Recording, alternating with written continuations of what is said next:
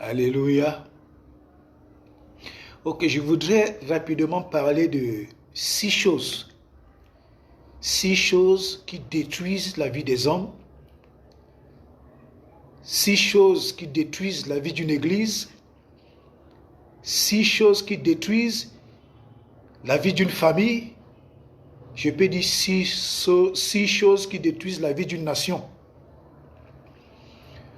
J'ai eu le privilège de partager hier soir avec mes jeunes frères pendant la réunion de formation et je bénis Dieu pour leur vie, je bénis Dieu pour leur destinée. Dieu a envie de faire des grandes choses au travers de ces jeunes et je crois que Dieu fera des grandes choses au travers de ces jeunes-là. Parce que j'ai vu en eux hier soir, j'ai vu en eux du potentiel, j'ai vu en eux des enfants, des hommes qui ont envie de donner du meilleur pour atteindre les objectifs. J'ai vu en eux des hommes et des femmes qui veulent vraiment servir le Seigneur avec détermination. C'est pourquoi je bénis davantage leur vie et je dis au Seigneur, merci. Alors, allons-y droit au but. Les 6 choses que je veux vous partager tout à l'heure, brièvement, ce sont des choses qui sont des poisons lents, des poisons destructeurs, des poisons ravageurs dans la vie de multiples personnes, dans la vie d'une église, dans la vie d'une famille, dans la vie d'une nation même. Ce sont des choses apparemment très simples. Ce sont des choses que nous négligeons, que nous poussons de revers de la main, mais qui sont des choses qui détruisent nos vies, qui sont des choses qui détruisent nos destinées, qui sont des choses qui détruisent la vie d'une église, qui sont des choses qui détruisent la vie d'une communauté. Or, ces 6 choses sont des choses les plus dévastatrices. Alléluia. La première des choses, c'est entrer en possession d'un terrain qui ne t'appartient pas. Quand tu arraches le terrain de quelqu'un, quand tu entres en possession d'un terrain qui ne t'appartient pas, sache que tu as attiré sur toi des gros malheurs. Sache que tu as attiré sur toi des grands malheurs. Sache que tu as attiré sur ta famille, sur ta maison, des grands malheurs. Parce que quand tu lis le livre de Deutéronome 19, du verset 14, et du verset 27, Deutéronome 19, verset 14, et Deutéronome 27, verset 17, tu te rends compte que il y a une malédiction attachée à celui qui arrache le terrain de quelqu'un. Il y a une malédiction attachée à celui qui entre en possession d'une manière illégale du terrain de quelqu'un. Donc, qui que tu sois une autorité, que tu sois un pasteur, que tu sois un homme d'affaires, je dis bien qui que tu sois, lorsque tu prends le terrain de quelqu'un, lorsque tu arraches le terrain de quelqu'un, tu t'es toi-même attiré quoi? Des malédictions. C'est une loi divine. Deutéronome 19, verset 14. Deutéronome 27, verset 17 le disait clairement. Maudit soit celui qui déplace la borne de son prochain. Tu veux vivre en paix? Tu veux que ta famille vive en paix? Tu veux que ton épouse vive en paix? Tu veux que tes enfants vivent en paix? Tu veux que ton église soit en paix? S'il te plaît, n'arrache pas le terrain de quelqu'un. Alléluia. Même toutes ces autorités qui arrachent le terrain des gens, ils appellent la malédiction dans leur maison. Ils appellent la malédiction dans leur vie, sur la vie de leurs enfants. Il ne faut jamais prendre le terrain de quelqu'un. C'est des choses qui attirent des grandes malédictions. Je vais vous raconter une histoire. Un papa dans un pays africain, je vais taire le nom, avait un terrain. Et une autorité, un homme influent dans ce pays-là, a arraché le terrain de ce vieux. Il a arraché le terrain de ce vieux. Le vieux a essayé de se débattre au parquet. Le vieux n'a pas eu gain de cause. le terrain a été pris, le terrain a été remis à cette autorité. Le vieux est resté tranquille. Le jour où le catépillard est venu terrasser le terrain, accompagné des gendarmes, des gros bras, le catépillard a bien terrassé le terrain, sans problème. Alors, en présence des gros bras, en présence de la gendarmerie, en présence des hommes influents qui étaient ce jour, le vieux a marché jusqu'au lieu où le catépillard avait terrassé le terrain, donc sur son terrain qui avait été pris d'une manière illégale par cette autorité. Voici ce que ce vieux a dit. Ce vieux a dit, en levant la main au ciel, que aussi vrai que Dieu est juste, aussi vrai que Dieu est vivant, aussi vrai que Dieu combat pour les faibles, ce terrain va lui revenir d'une manière ou d'une autre. Et que celui qui a pris ce terrain de force, il est maudit. Et tout ce qu'il fera sur ce terrain sera maudit. Les gens ont pris ça à la légère.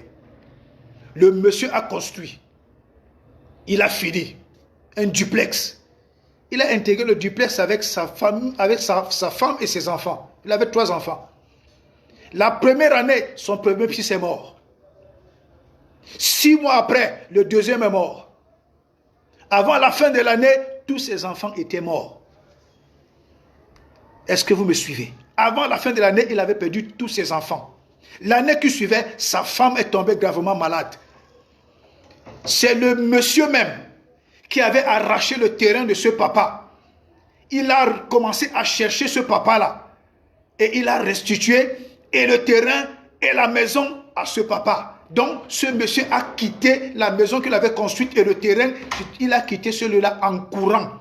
Parce que la mort venait dans tous les sens.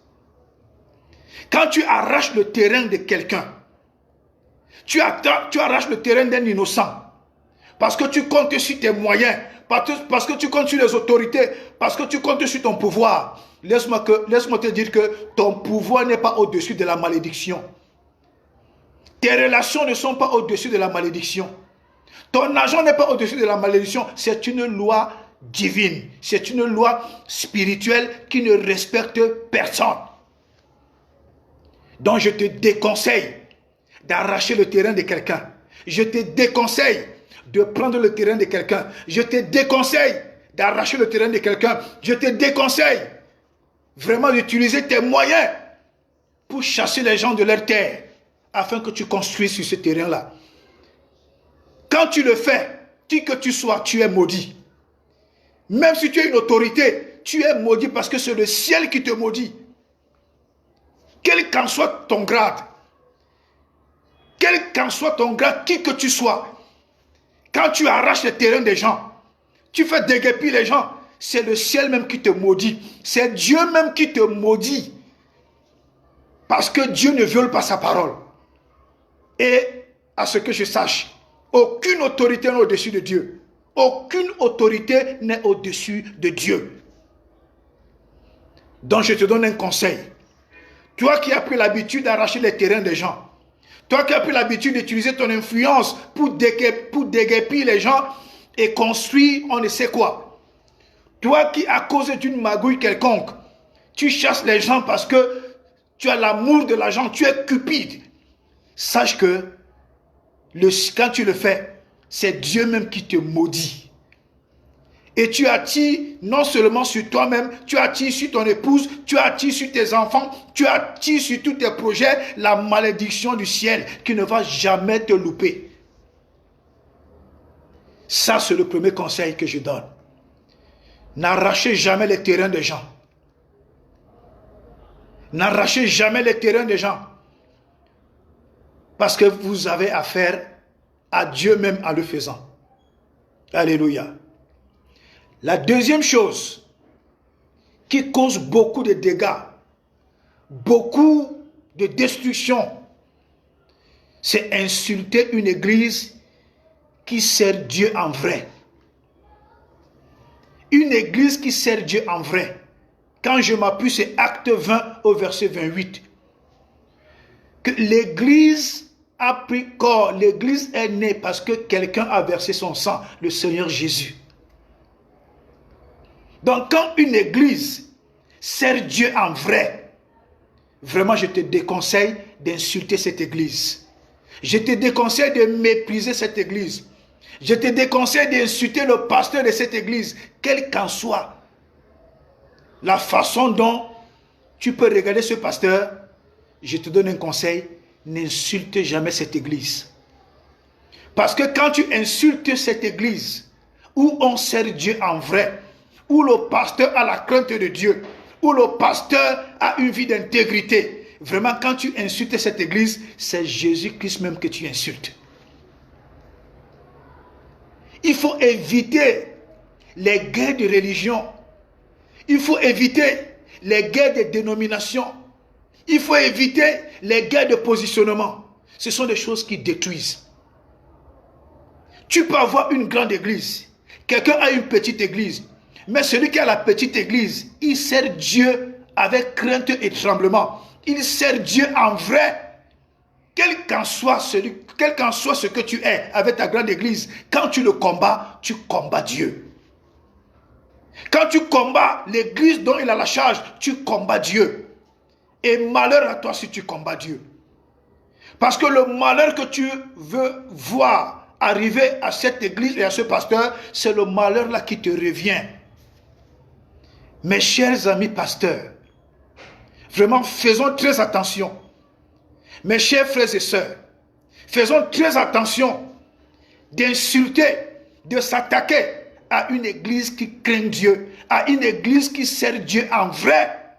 Il faut faire très attention. Ce sont des choses qui détruisent la vie des chrétiens. Ce sont des choses qui détruisent les communautés. Ce sont des choses qui détruisent les églises. Ton église n'est pas puissante parce qu'il y a 1000 membres. Ton église n'est pas puissante parce que tu es un grand homme de Dieu ou un révérend ou un bishop ou un apôtre. Ton église n'est pas grande parce que tu as l'onction. Non. Ton église est grande parce que tu crains Dieu. Parce que tu sers Dieu en vrai. Parce que tu es intègre. Tu peux avoir une grande église de 1000 membres. L'autre a une église de 10 membres. Mais si celui qui a une église de 10 membres sert Dieu en vrai et il craint Dieu, même s'il n'est que serviteur de Dieu, même s'il n'est pas révérend, même s'il n'est pas bishop, même s'il n'est pas apôtre, si tu t'attaques à lui, tu t'attaques à Dieu, tu t'attaques à Jésus. Et malheur à toi. Parce que ce que tu confesses contre lui va te revenir. Et tu vas constater qu'à chaque moment où tu crois que les choses avancent chez toi, il y a des problèmes qui arrivent parce que tu ne respectes pas le ministère de l'autre. Faisons très attention de nous attaquer à des églises qui servent Dieu en vrai. À des serviteurs de Dieu, des pasteurs qui servent Dieu en vrai. Faisons très attention. Ce sont des choses qui dévastent des églises. Ce sont des choses qui dévastent la vie de beaucoup de chrétiens. Frères et sœurs. Or, ce sont des choses tellement négligeables, mais qui sont la cause de la mort de beaucoup d'églises. Qui sont des causes de la mort de beaucoup de chrétiens, frères et sœurs. La troisième chose qui cause des ennuis dans la vie de multitudes de personnes, c'est s'introduire dans le ménage d'un pasteur. S'introduire dans le ménage de quelqu'un, qu'il soit pasteur ou pas.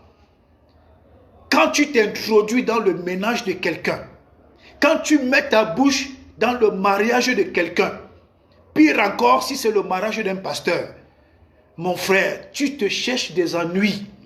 Ma soeur, tu te cherches des ennuis. Ça va te coûter cher. Ça va t'éclabousser. Quand tu rentres dans ce jeu-là, ça va t'éclabousser. Si tu es marié, il y a un moment où ton mariage va vivre des pires épreuves au point où ça va vous éclabousser.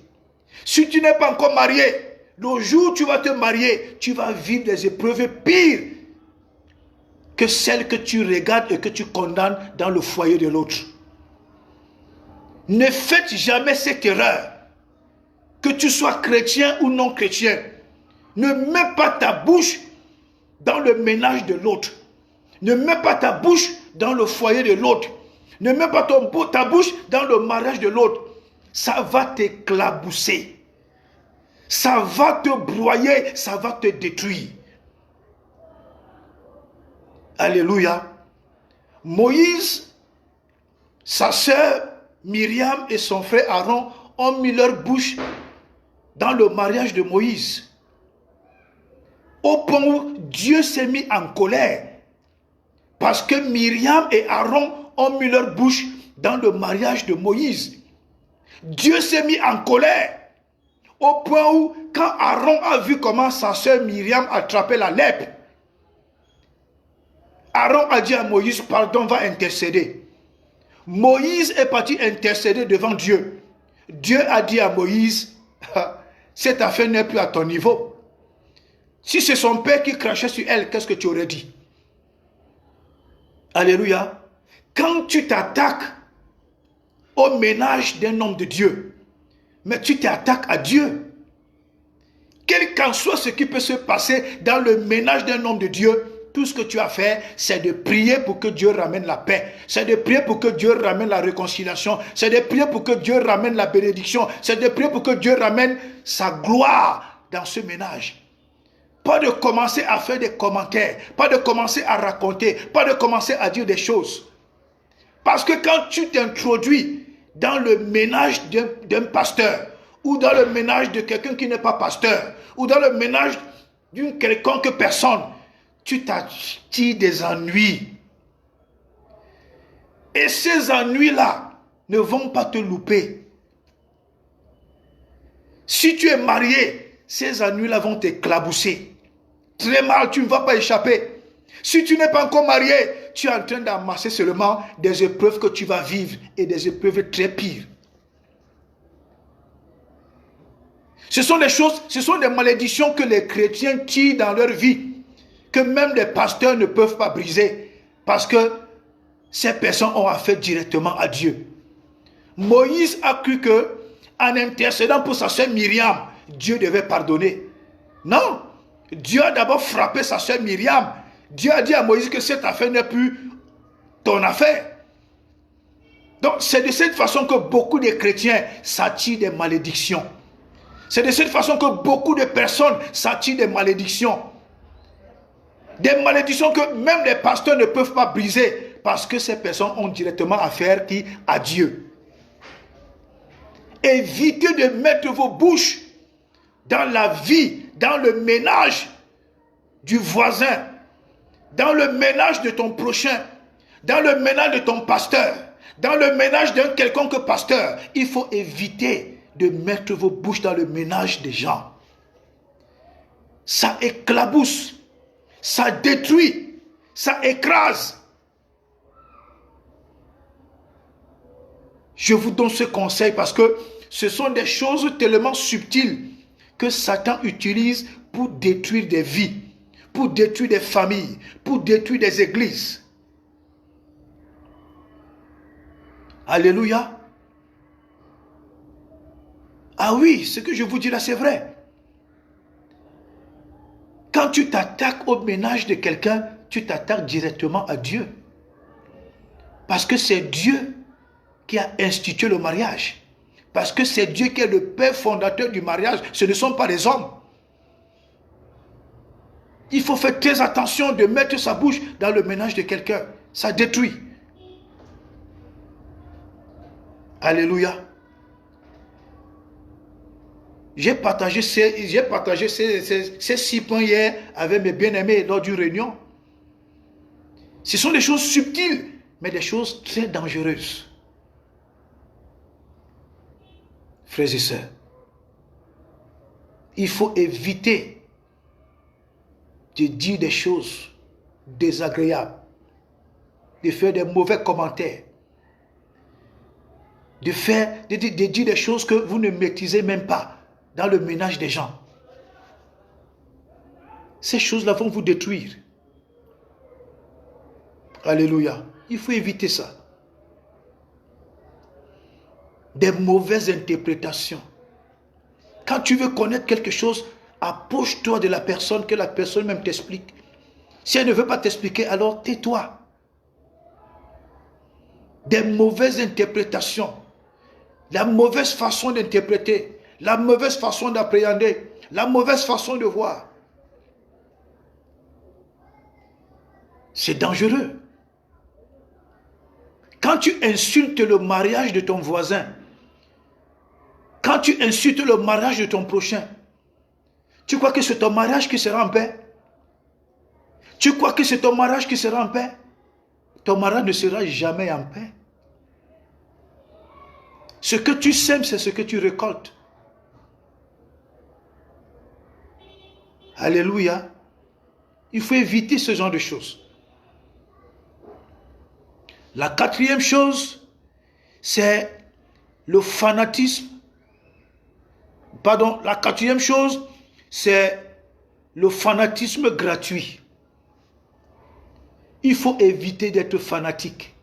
Le fanatisme tue. Le fanatisme détruit. Le fanatisme t'empêche d'être concentré. Le fanatisme, c'est-à-dire, t'expose au ridicule. Ne soyez pas fanatique. Soyez fanatique de Jésus. Soyez fanatique de l'évangile de Christ. Ne soyez pas fanatique d'un pasteur. Ne soyez pas fanatique d'un prophète. D'ailleurs, aujourd'hui même, ils sont des gros menteurs, mais qui ne savent pas reconnaître leur honte. Ne soyez pas fanatique d'un footballeur. Ne soyez pas fanatique d'une autorité. Ne soyez pas fanatique d'un club de football. Non. Soyez fanatique pour votre propre vie. Soyez fanatique pour Jésus. Soyez fanatique pour l'évangile de Christ. Alléluia. Le fanatisme rend bête. Le fanatisme gratuit abrutit. Le fanatisme gratuit expose, c'est-à-dire t'expose au ridicule. Tu es fanatique de quelqu'un qui ne te connaît pas. Tu es fanatique de quelqu'un qui ne sait même pas si tu existes. Tu es fanatique de quelque chose qui ne sait même pas si tu es sur terre. Mais à quoi te sert ce fanatisme? C'est du fanatisme gratuit. Sois fanatique de Jésus parce que Jésus te connaît.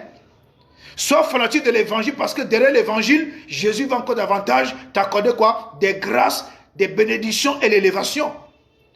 Mais quand tu es fan d'un fanatisme gratuit, à quoi est-ce qu'il va te servir? Il va te servir à rien du tout. Alléluia. Le cinquième point, c'est la femme de Trouy. Le cinquième point, c'est la femme de Trouy. Quand nous lisons Proverbe 6, du verset 26 au verset 35, tu vas comprendre le danger qu'il y a à chercher la femme de Trouy. Quand tu cherches la femme de Trouy, tu es déjà mort. Quand tu cherches la femme de Trouy, tu as déjà tué ta vie. Quand tu cherches la femme de Trouy, tu as déjà tué ta destinée. Quand tu cherches la femme de Trouy, tu es déjà un mort qui a déjà pourri. Je te conseille de lire Proverbe 6, verset 26 au verset 35, tu vas comprendre que la femme de Trouy est dangereuse. La Bible dit que quand tu cherches la femme de Trouy, quand tu vas vers la femme de Trouy, quand tu montes sur la femme de Trouy, ce qui doit t'arriver, c'est la mort. La conséquence, c'est la mort. Quand tu fais cela, tu crois que le propriétaire de cette femme ne te voit pas. Mais le vrai propriétaire, c'est Dieu. Dieu te voit quand tu le fais. Dieu sait où tu le fais. Dieu voit comment tu es en train de le faire. Dieu sait quand tu es en train de le faire. Dieu te voit quand tu es en train de le faire. Et tu es déjà mort. Quand tu touches à la femme de Trouy, tu es déjà mort. C'est une loi divine, c'est une loi spirituelle qui ne respecte personne, qui que tu sois. Donc pendant que tu t'amuses avec la femme de Trouy, sache que tu es déjà mort. C'est Dieu qui le dit. Ne touche jamais à la femme de quelqu'un. Ne touche jamais à la femme d'autrui. Même si elle a besoin de toi, fuis. Je te dis, fuis. Faut pas toucher à la femme d'autrui. Mais aujourd'hui, nous voyons des gens qui s'amusent avec les femmes d'autrui, les femmes qui s'amusent avec les maris d'autrui. C'est pareil pour la femme qui s'amuse avec le mari d'autrui. Vous êtes déjà des condamnés à la mort. La femme qui joue avec le mari d'autrui, mais madame, tu es déjà morte. Tu crois que tu vis, mais tu es morte. C'est pareil pour l'homme qui s'amuse avec la femme d'autrui. Mon frère, tu es déjà mort. Parce que Dieu qui a parlé, Dieu qui a dit que quand tu t'amuses avec la femme d'autrui, ce qui doit t'arriver, c'est la mort, mais tu es déjà mort. Pourquoi vous pouvez jouer avec ce qui vous tue? Pourquoi vous pouvez jouer avec ce qui vous tue? Pourquoi tu peux plaisanter avec ce qui te provoque la mort? Pourquoi tu peux plaisanter avec ce qui t'attire la mort? Pourquoi tu peux jouer avec ce qui vient détruire ta vie? Ce simple petit plaisir-là, qui vous rend bête dans la tête, pourtant, cette bêtise-là est déjà en train de préparer votre cercueil. Vous trouvez cela normal? Est-ce que vous trouvez cela normal? Vous trouvez cela normal? Est-ce qu'un homme normal peut jouer avec la mort? Mais la femme d'autrui, c'est la mort. Est-ce qu'une femme normale peut jouer avec le mari d'autrui? Quand tu joues avec le mari d'autrui, mais c'est la mort. C'est ce que la Bible dit. Nous trouvons ça dans des églises, nous trouvons ça dans des familles, nous trouvons ça dans des pays, nous trouvons ça dans des nations. Qui que tu sois, quel qu'en soit ton grade, quelle qu'en soit l'autorité dont tu incarnes, même si tu es un président de la République, quand tu t'amuses avec la femme d'autrui, tu es déjà mort, parce que tu n'es pas au-dessus de Dieu. Qui que tu sois. Aujourd'hui, vous voyez des familles être détruites. Vous voyez des familles être écrasées. C'est à cause de ce genre de bêtises. C'est à cause de ce genre de bêtises. Est-ce que vous savez que quand David a tué Uri, a pris Beersheba, Dieu a dit au roi David au travers du prophète Nathan que je donnerai tes femmes à d'autres personnes qui vont les coucher en plein air. Est-ce que tu sais que, toi homme qui m'écoute, quand tu couches avec la femme de quelqu'un d'autre, d'autres personnes vont coucher ta femme. Si tu as des enfants filles, lorsque elles iront en mariage, c'est l'adultère qui va détruire leur mariage. À cause de ta faute, à cause de ta bêtise, parce que tu es un papa inconscient, parce que tu as eu la maladresse de coucher avec la femme de quelqu'un, tu as porté ce péché et tes enfants vont payer ce péché dans leur vie, tes enfants vont payer ce péché dans leur mariage. Parce que tu as eu la maladresse de coucher la femme de quelqu'un, d'autres personnes vont coucher ta fille dans son mariage. À cause de ta faute, à cause de ton péché. Et ton fils garçon, à cause de ton péché, il sera attrapé en flagrant délit d'adultère dans la maison de quelqu'un et il sera lapidé à cause de ta maladresse. Parce que Dieu dit, j'ai puni l'iniquité des pères sur les fils de la 3e à la 4e génération. Je voudrais conscientiser les papas aujourd'hui que le fait que tu ailles avec la femme de quelqu'un d'autre, tu détruis ta vie. Toi-même, tu es déjà mort et tu détruis la vie de ta progéniture. Parce que d'autres personnes vont coucher tes enfants dans leur foyer. Ta fille sera couchée dans son ménage par des hommes à cause de ta faute. Ton enfant garçon sera lapidé dans la maison de quelqu'un à cause de quoi? De l'adultère.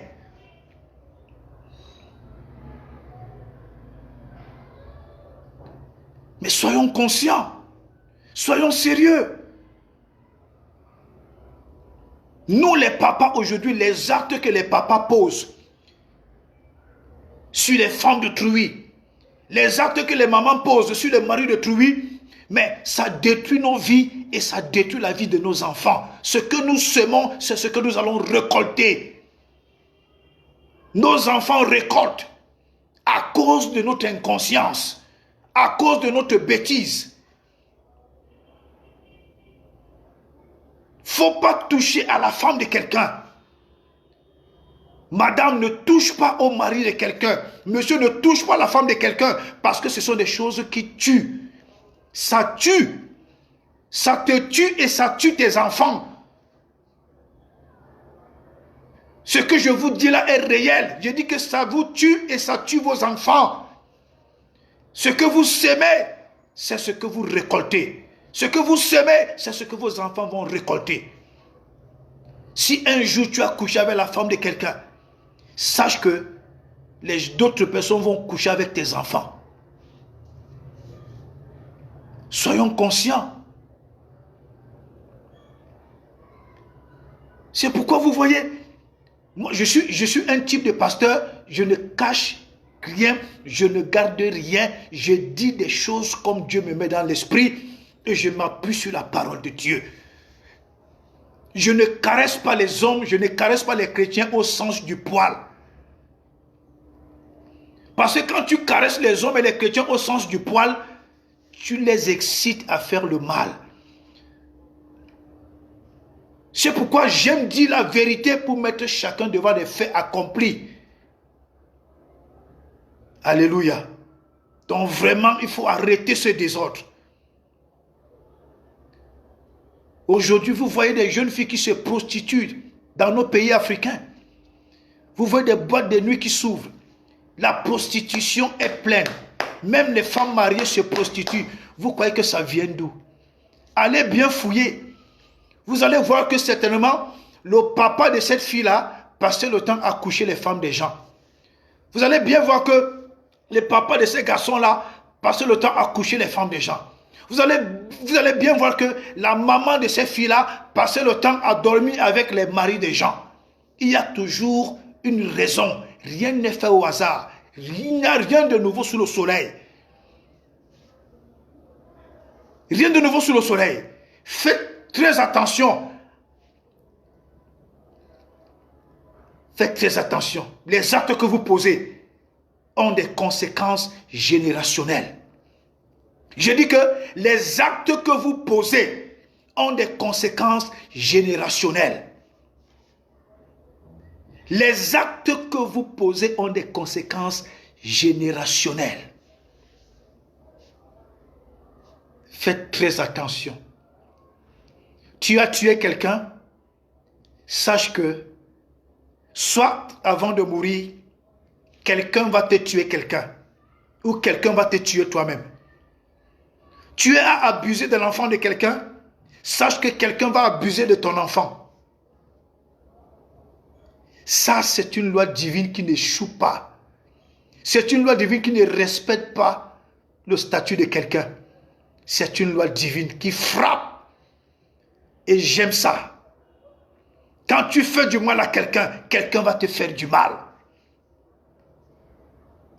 Laissez-moi vous dire la vérité. Que tu sois chrétien ou non chrétien, quand tu fais du mal à quelqu'un, quelqu'un va te faire du mal, même si tu te confesses. Même si tu demandes pardon, Dieu va te pardonner. Mais la conséquence de ton acte, tu vas subir ça. Alléluia. Je vous dis ce qui est vrai et sincère. Et le 6e point, c'est un mauvais évangile. Le 6e point qui détruit, c'est un mauvais évangile. Quand un mauvais évangile est prêché, ça détruit.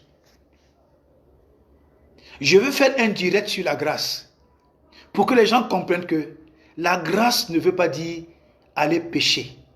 La grâce ne veut pas dire pratiquer le péché. La grâce ne veut pas dire vivre librement comme des cochons, comme des petits démons et espérer être sauvés. J'ai toujours dit et je le répète que le pasteur qui a apporté cet évangile sur la grâce, il n'a pas pris le temps d'expliquer aux gens les avantages et les désavantages de la grâce. Il n'a pas expliqué aux gens qu'on peut perdre la grâce. Il n'a pas expliqué aux gens que si tu agis comme ça, si tu te comportes comme ça, tu peux perdre la grâce et tu peux te retrouver en enfer. Un mauvais évangile est dangereux. C'est pourquoi je vous recommande Romains 8, verset 1. Après le verset 1, lisez le verset 2 jusqu'au verset 14. Le verset 1 dit, il n'y a plus de condamnation pour ceux qui sont en Jésus-Christ. Mais quand tu t'arrêtes là, tu crois qu'il n'y a vraiment plus de condamnation pour ceux qui sont en Jésus-Christ. Mais quand tu continues la lecture du verset 2 jusqu'au verset 14, tu comprends qu'il y a une façon de vivre pour ne pas être condamné. Il y a une façon de vivre pour éviter la condamnation. Chrétiens, soyez très prudents. Chrétiens, faites très attention. Chrétiens, méditez bien les versets bibliques. Alléluia. Et quand je recommande également aux chrétiens de lire Hébreux 10. Hébreux 10, à partir du verset 14 jusqu'au verset 31. Chrétien, tu vas comprendre que le péché est dangereux. Tu vas comprendre que le péché est dangereux. Tu vas comprendre que Dieu est sévère envers la pratique du péché. Alléluia.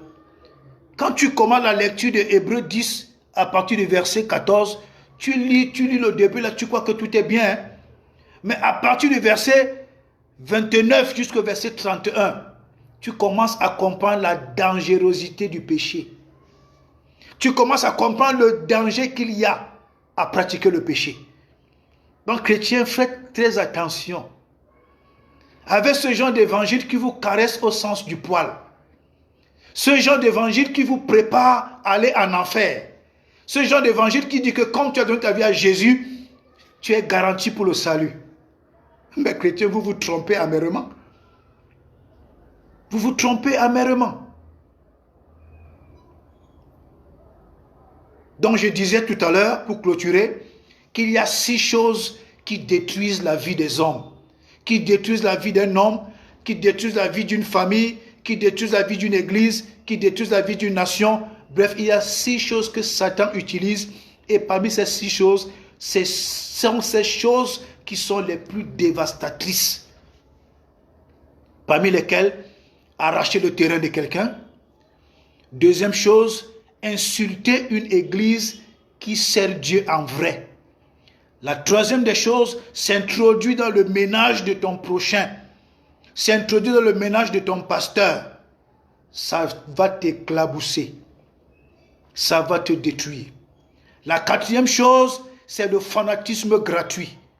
La cinquième chose, c'est la femme de truie, le mari de truie. Ça détruit, ça éclabousse, ça a des conséquences générationnelles. Et la sixième chose, le mauvais évangile. Vraiment, je tenais à vous faire ce petit direct pour vous exhorter. Que faites très attention. Faites très très attention. Ce sont des actes que nous posons d'une manière inconsciente, parfois d'une manière consciente, mais nous ne mesurons pas l'ampleur des conséquences. Nous ne mesurons pas l'ampleur dévastateur ou alors dévastatrice. Oui, une ampleur dévastatrice de ces actes que nous posons. Les actes que nous posons ont des conséquences générationnelles sur nous, sur nos enfants, sur les enfants de nos enfants.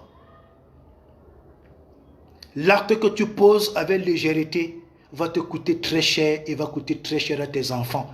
Même si tu es chrétien, même si tu es pasteur, ce que tu sèmes, c'est ce que tu récoltes. Même si tu as une autorité, ton autorité n'est pas au-dessus de l'autorité de Dieu. Et quand on viole la loi de Dieu, elle nous frappe sans réserve. Alors, je vous exhorte à être très prudent. Je vous exhorte à ne plus poser des actes avec négligence. Je vous exhorte à respecter ce qui est sacré et à respecter avec crainte et tremblement ce qui peut facilement nous causer la mort. Je vais bientôt faire un direct sur la grâce. Vous allez comprendre que la grâce est très dangereuse quand on l'interprète mal. Que Dieu vous bénisse, que Dieu vous garde. Shalom.